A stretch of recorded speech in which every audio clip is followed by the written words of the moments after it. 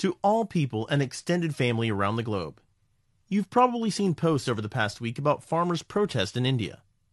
Let's try to better understand these laws and situation. India is still a developing country, with 60 to 70% population who survive on farming, and majority of the farmers are poor. In September, amidst the pandemic, Indian government passed 3 laws deregulating the agriculture sector in India. They did this without consulting any farmers' organizations. Here's a brief rundown in simple language of what these laws mean for farmers. Law number 1 eliminates all government subsidies for farmers and the minimum support price, or MSP, which the government guaranteed to farmers for at least a few grain crops, rice, wheat, corn, etc., which ranged from 10 to 15 US dollars for 100 kilos, 220 pounds of grain produced, so $150 for a ton. This law also eliminates within a year or two the government-run infrastructure or procurement houses where a farmer could take his harvest and sell it to the government at the MSP. Mind you, no farmer ever got the MSP, thanks to rampant corruption and middlemen.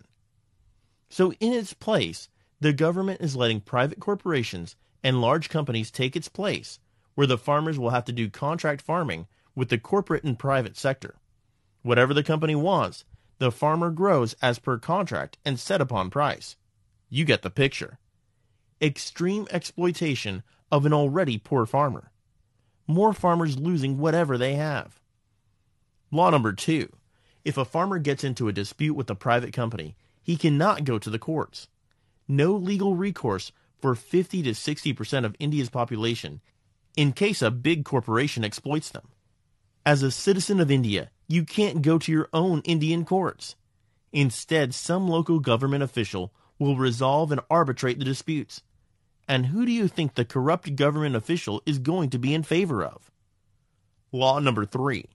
Any person or entity can hoard or store an unlimited quantity of any essential commodity or food product.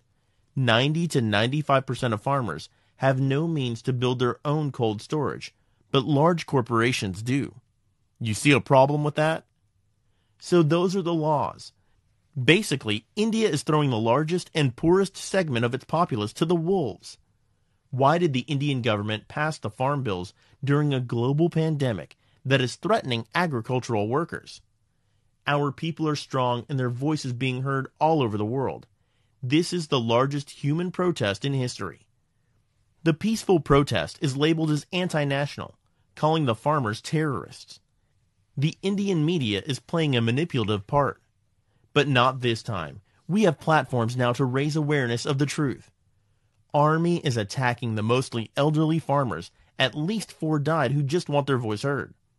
What the government doesn't understand is that these elders are willing to die on the makeshift camp, then let the future of their children be lost in poverty and usurpation.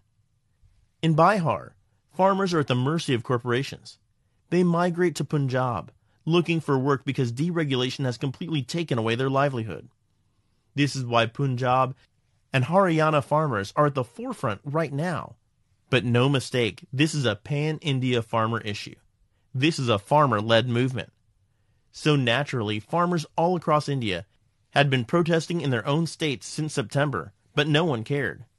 So finally, last week, Indian farmers from Punjab decided to take their protests to New Delhi, the Indian capital. Some walking and traveling on their tractors and carriages hundreds of miles to Delhi. But instead of having a safe journey to their own nation's capital, they were met with numerous police barricades, water cannons, tear gas canisters by the government in order to thwart their march to the capital. But despite all the obstacles and some deaths along the way, they got to Delhi's outskirts, only to find a heavy police and military presence in Delhi. And that is where the situation is gridlocked currently.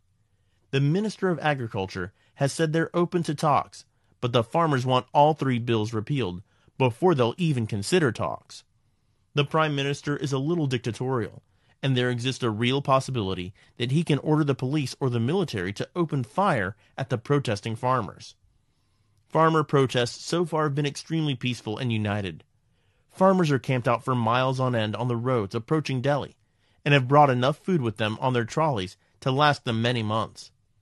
the mainstream Indian media is shining nothing but a negative light on the farmers' protests. Let's pledge to stand with our farmers.